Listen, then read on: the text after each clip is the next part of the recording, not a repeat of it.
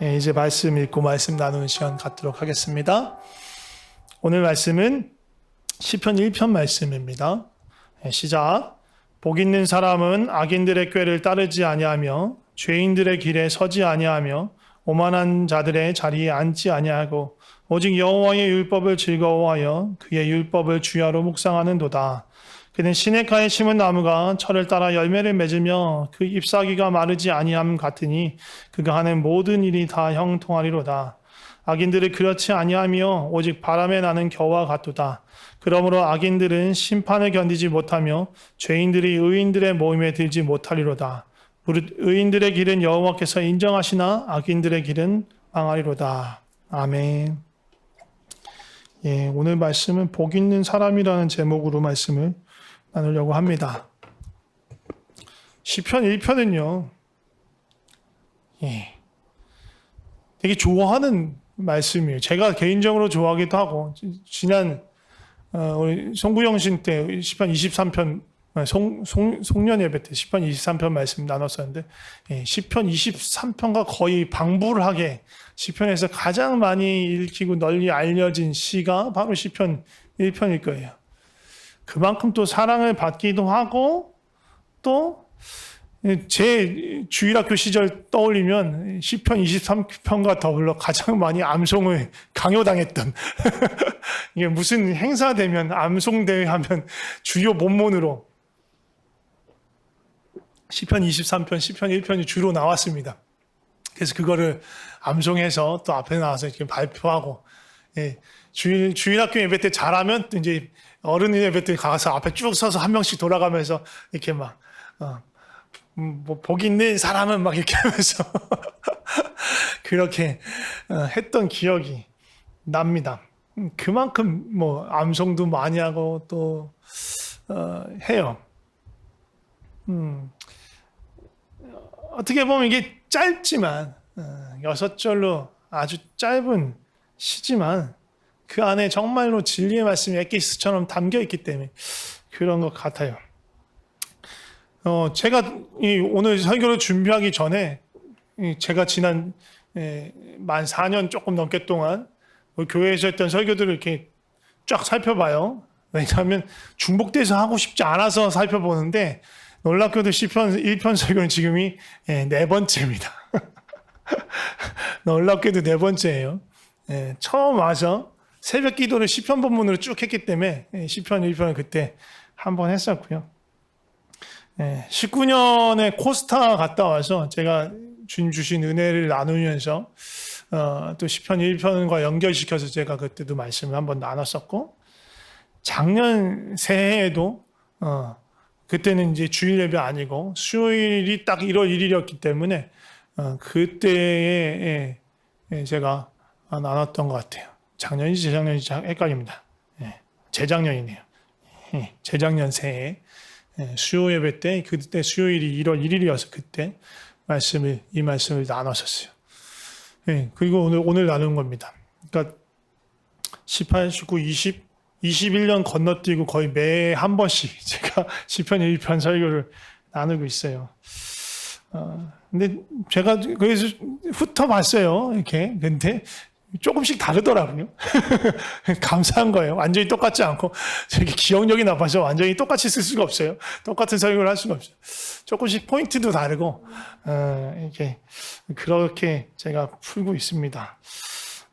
그만큼 저에게도 시편 1편이 되게 중요한 말씀이고 또 한 번 또 우리의 삶을 이렇게 다지는 데 있어서 되게 중요한 그런 말씀이에요. 오늘도 우리가 새해가 되면서 서로에게 새해 복 많이 받아라. 새해 1월 1일에도 그렇게 하고 우리 설날에도 또 새해 복 많이 받아라. 그 얘기를 많이 합니다. 복을 참 좋아해요. 복 받는 걸 정말 좋아해요. 이게 서구권에서는 우리 아까 영어로 할 때도 해피 뉴 이어 이렇게 했잖아요. 그 직역하면 즐거운 신년, 행복한 새해, 이 정도 되겠죠. 해피 뉴 이어 번역하면. 그러니까 복 받는 말하고 조금 떨어져 있어요. 근데 오히려 복 받으란 말 언제 많이 해요, 외국 사람들이?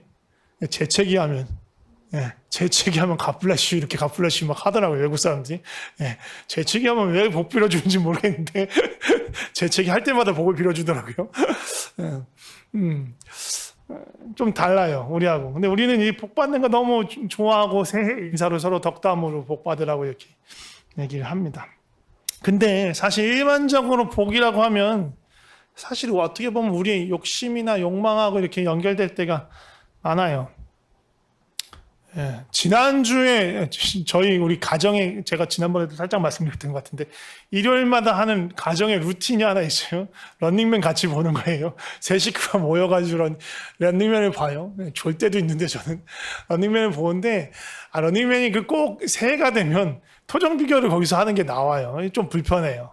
예, 아이들하고도 그런 아이들이 아니에요. 아이하고도 그런 얘기를 해. 좀 불편하다 아빠는. 근데 그냥 저기 나오는 그 런닝맨 그 분들이 하는 그냥 리액션이 좀 재밌어서 그냥 보는 거지 저게 큰 의미를 두면 안 된다 그런 설명도 제가 아이한테 하곤 합니다. 별로 불편해요. 근데 그게 그만큼 우리 사회에 만연하다는 거죠.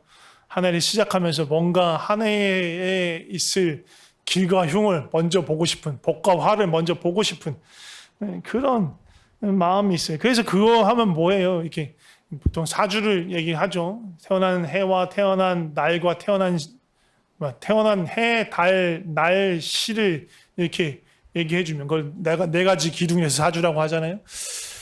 그걸 가르쳐 주면 그거에 맞는 뭔가 그 해의 운을 가르쳐 줍니다. 그게 토정 비결인데.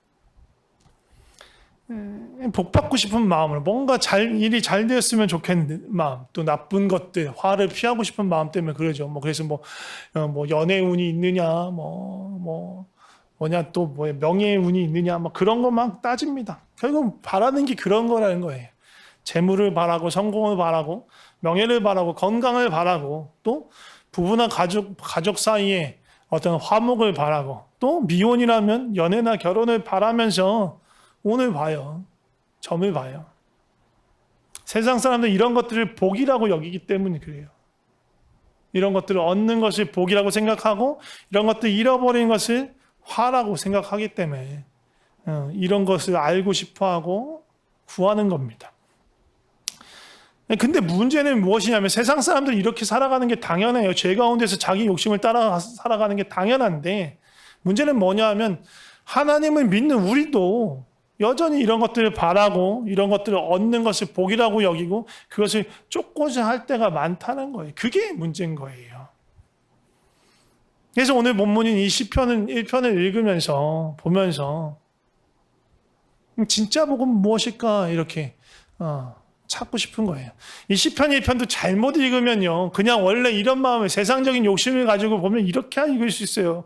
내가 원하는 복 명예와 재산과 결혼하고 연애하는 걸 잘하기 위해서 그 복 받는 삶을 살기 위해서 무엇이 필요해? 하면서, 그래, 율법을, 사랑하고 묵상하면 되는구나. 라고 생각하면서 말씀을 1독, 2독, 3독, 100독 하면 내가 원하는 것을 얻을 수 있다라고, 착각할 수 있어요. 시편 1편이 말하는 바는 그것이 아니에요. 절대 아니에요. 잘못된 생각이죠. 성경을 잘못 읽는 거예요. 자기 마음대로 읽는 거예요.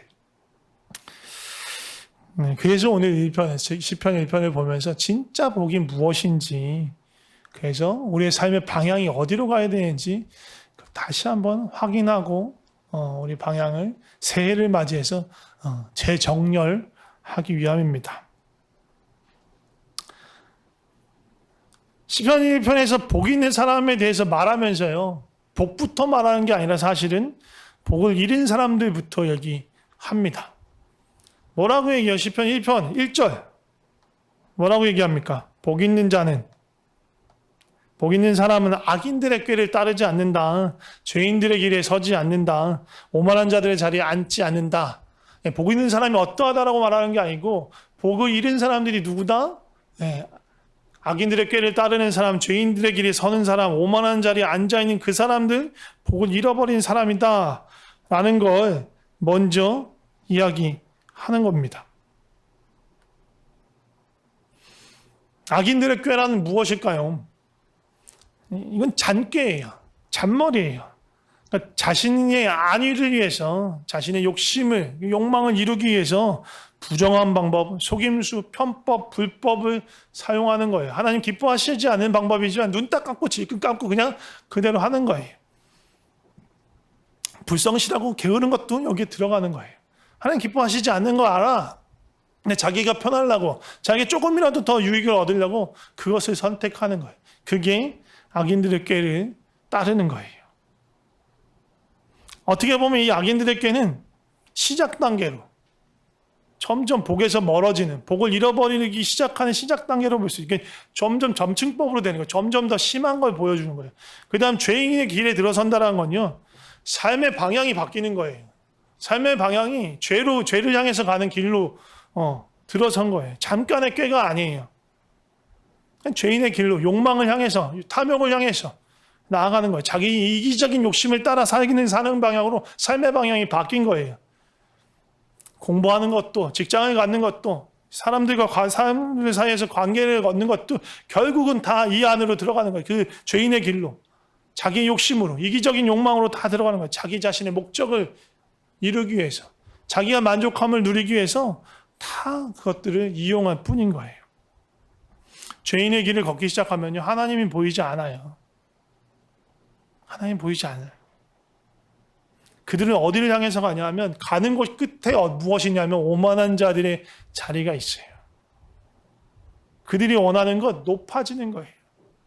죄인의 길의 끝에 뭐가 있냐면 오만한 자의 자리가 있어요. 거기에 그렇게 높아지고 싶어요. 다른 사람들보다 높아지고 싶어요. 다른 사람보다 더 많은 힘과 권세와 물질을 갖고 싶어요. 다른 사람들이 자기를 함부로 하지 못하게, 무시하지 못하게, 또 자기 마음대로 무언가 할 수 있게. 세상은요, 우리에게 잘못된 행복에 대한 잘못된 개념을 가르쳐줘요. 뭐예요? 남보다 내가 조금 나으면 행복한 것처럼 느끼게끔 만드는 거예요. 또 그걸 뒤집으면 남보다 내가 못하면 슬프고 불행한 것처럼 느끼게 만들어요. 그렇게 해야 행복할 수 있다고 가르치는 거예요. 경쟁에서 밀리고 도태되면 스스로를 가치 없다고 여기면서 불행하게 여겨요. 그래서 어떻게든 높아져야 되는 거예요. 어떻게든 짓밟고 올라서야 되는 거예요. 남들보다 더 많이 가져야 하고, 남들보다 더 많은 힘을 가져야 되고, 더 높은 곳에 올라가야 해요. 그 높은 곳, 거기가 오만한 자의 자리인 거예요. 근데 예수님의 방향은 어떠했어요? 높은 곳을 향해서 가신 게 아니라 저 높고 높은 보좌에서 이 낮고 낮은 땅으로 임하신 분이세요. 한낱 피조물에 지나지 않는 사람이 되신 분이세요. 사람이 되셔서 그 속에서도 높은 사람들 가운데 거하신 게 아니라 낮은 사람들 가운데, 낮고 천한 사람들 가운데, 소외된 사람들을 향해서 가시고 그들 가운데 머무신 분이 예수님이세요. 왕의 왕이심에도 불구하고 조롱과 모욕과 고통과 순환을 받으시고 최종적으로 죽음에까지 낮아지신 분, 그분이 예수님이에요. 예수님의 걸음은, 예수님의 방향은 높아지려고 하는 게 아니라 낮아지려고 하는 것이. 죄인들은 높아지려고 하고요. 예수님은 낮아지려고 해요. 삶의 방향이 다른 거예요. 죄인들이 높아지기 위해서요, 하나님을 치워버려요. 인생에서. 혹은 더 교만하고 더 오만하면 어떻게 되냐? 자신이 높아지기 위한 수단으로 하나님을 이용해 먹으려고 해요. 더 많은 것을 갖고 더 많은 것을 얻기 위해서 하나님을 사용하려는 거예요. 하나님보다 더 높아져서 하나님을 좌지우지하고 흔들 수 있다라고 생각하는 것, 그것이 오만한 거예요. 복된 사람은 이 길에서, 이 자리에서 떠난 사람이에요. 복 있는 사람, 복된 사람에 대해서 비유적으로 설명한 단어가 뭐냐면 3절에 있는 시냇가에 심은 나무다라는 거예요. 복 있는 사람은 시냇가에 심은 나무예요. 시냇가가 무엇입니까? 물이 흐르는 곳이죠. 이 물이 무엇이냐? 바로 하나님이에요. 이 시냇가는 하나님이에요. 하나님으로부터 공급받는 생명과 진리와 은혜, 사랑이 이 시냇가에 흘러가는 거예요. 근데 복 있는 사람이 어디 있어요? 시냇가에 있는 사람이에요. 하나님 곁에 있는 사람. 네, 그 사람이 복 있는 사람이에요. 근데 시냇가에 물 마시러 온, 목을 축이러 온 짐승이나 양이라고 설명하지 않고 뭐래요? 시냇가에 심은 나무라고 얘기해요.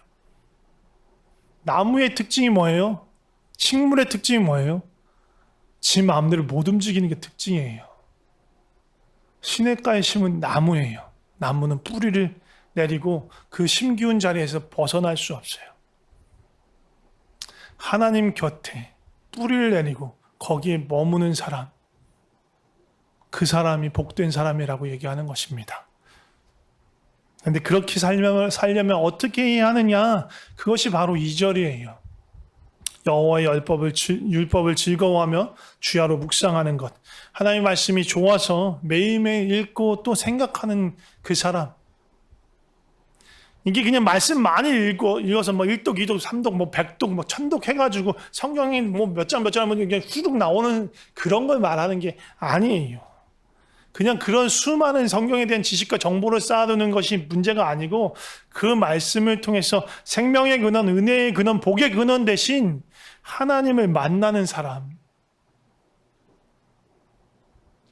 그렇게 하나님을 만났기 때문에, 복의 근원을 만났기 때문에 떠날 수가 없는 사람. 진짜를 맛보았으니까 더 이상 가짜로 그 갈증을 채울 수 없는 그 사람. 그 사람이 복되다고 말하는 거예요. 이 진짜를 맛봐야지 복된 삶을 살 수 있는 거예요.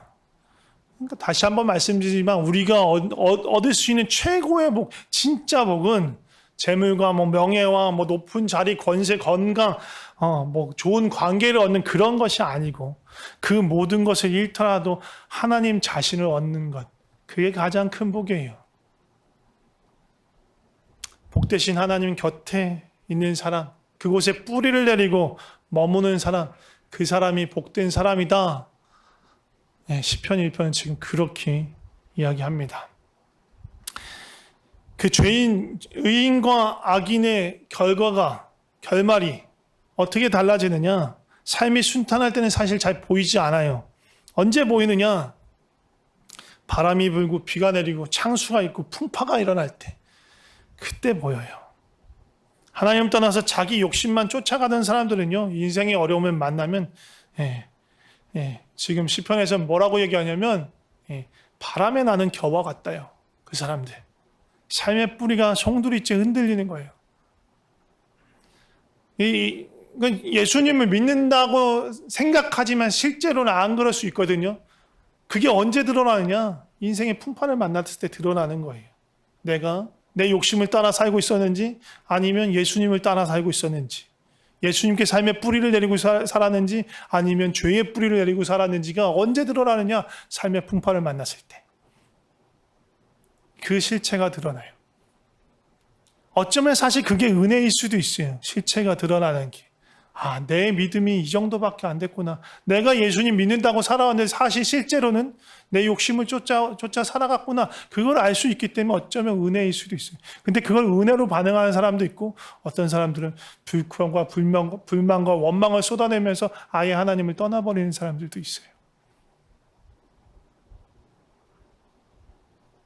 반면에 의인은, 시냇가에 심기운 나무는, 하나님 곁에 있는 그 사람은 어려움이 찾아오지 않다고 말하지 않아요. 어려움이 찾아올 수 있어요. 코로나가 뭐 예수 믿는 사람만 비껴나가나요? 아니잖아요. 예수 믿고 안 믿고 상관없이 다 감염될 수 있어요. 코로나에 걸리더라도, 인생 고통스러운 일이 찾아오더라도 하나님께 붙어 있을 수 있는 사람, 시냇가에 계속 머물 수 있는 사람, 그의 삶에 하나님께서 흔들리지 않고 견고한 삶을 주시면서 더불어 주시는 것이 뭐냐면 열매 맺는 삶인 거예요. 그 삶의 결과물이 나타나요. 그 욕심의 결과물이 나타나는 것이 아니라 예수님이 열매 맺어요. 높은 보좌를 떠나서 이 땅에 오신 예수님, 낮은 자들을 향해서 오신 예수님, 자신의 생명을 죽기까지 우리를 살리신 그 예수님의 생명이 그 복된 사람의 삶을 통해서 열매 맺히는 거예요. 뭔가 많은 걸 얻는 거, 막 재물을 얻는 거, 그게 열매가 아니에요. 나를 통해서 예수님이 나타나는 것, 예수님이 보게 되는 것, 누군가 나의 삶을 보면서 하나님의 모습을 알게 되는 것, 하나님을 인격적으로 보게 되는 것, 그게 열매예요. 복된 열매예요.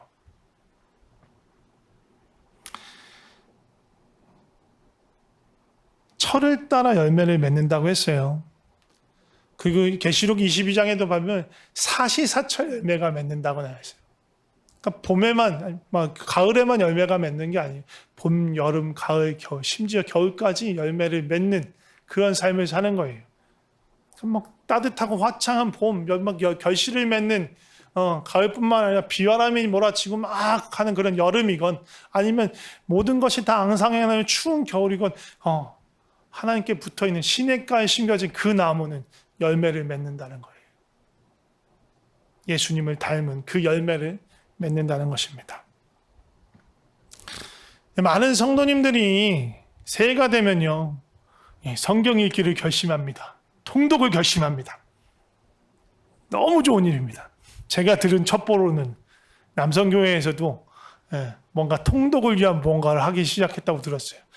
말씀 전체를 너무 보긴 힘들지만 이수영 장로님께서 소개시킨 7일 안에 이렇게 한번 쫙 볼 수 있는 뭔가가 있다고 하시더라고요. 그걸 통해서 그래도 뭔가 말씀에 조금 더 가까이 가려고 하는 그런 시도들을 합니다. 너무 좋습니다. 근데 정말로 부탁드리고 싶은 건 뭐냐 하면 그냥 글자만 읽지 말라는 거예요. 그 내용을 파악하는 것에 머물지 말라는 거예요. 부탁드린 것은 그 안에서 꼭 예수님을, 하나님을 만나셨으면 좋겠다는 거예요. 그래서 말씀을 읽을 때마다 지금 이 말씀 가운데서 이스라엘을 향하신 그 하나님의 마음을, 하나님의 백성을 향한 하나님의 그 마음이 무엇입니까? 또 나를 향한 하나님의 그 뜻이 무엇입니까? 또 세상과 열방을 향한 그 하나님의 그 애끓는 심정이 무엇입니까? 라는 것을 질문하면서 그것을 알고 싶다고, 그것을 구하는 마음으로 기도하면서 읽으셨으면 좋겠어요.